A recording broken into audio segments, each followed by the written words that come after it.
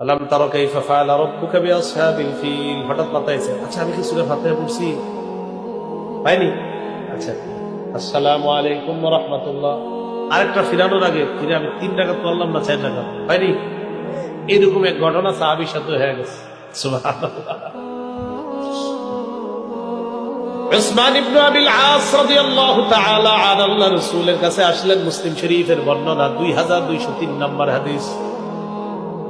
নবীজির কাছে আসলেন, আসার পর বললেন, ইয়া রাসূলুল্লাহ, ইন্না শাইতানা হালা বাইনি ওয়া বাইনা কিরাআতি ওয়া বাইনা সালাতি ওয়া বাইনা সালাতি ওয়া বাইনা কিরাআতি। ইয়া রাসূলুল্লাহ, নামাজের মধ্যে আর আমার কিরাআতের মধ্যে আর আমার নামাজের মধ্যে ইবলিস বারবার সমস্যা সৃষ্টি করে, কি করব? নবীজি বললেন, যাকা শাইতান ইকালু লাহু খিনজাব। এটা হলো একটা শয়তান, তার নাম হলো খিনজাব। বলেন খিনজাব, আরো জোরে, খিনজাব। নামাজে আমাদেরকে ডিস্টার্ব করে যে ইবলিসটা, ওর নাম খিনজাব। বলেন তো,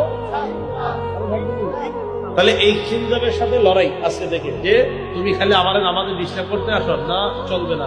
বলেন তো, আমাদেরকে নামাজে ডিস্টার্ব করে ইবলিসের যেই একটা লোক, কি ওর নাম, ইবলিসটার নাম কি?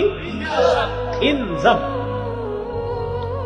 নবীজি বললেন, এই খিনজাব নামক শত্রু তোমাদের নামাজের মধ্যে আইসা কিরাতের মধ্যে, নামাজের মধ্যে ডিস্টার্ব করতে যায়। ফাইদা আহসাসতা, তুমি যখন অনুভব করবা খিনজাব তোমারে ডিস্টার্ব করে, ফাতাআওয়াজ বিল্লাহি মিনহু, আল্লাহর কাছে পানাহ চাও। ওয়াকফুল আলা ইয়াসারিকা সালাসা, বাম পাশে 3 বার থুতু দাও। উসমান ইবনে আবিল আস বলেন, ফাফআলতু, আমি তাই করলাম। আযহাবাহুল্লাহু আন্নী, ওই খিনজাব নামক দুশমন আল্লাহ আমার থেকে ছড়ায়া দিয়েছেন।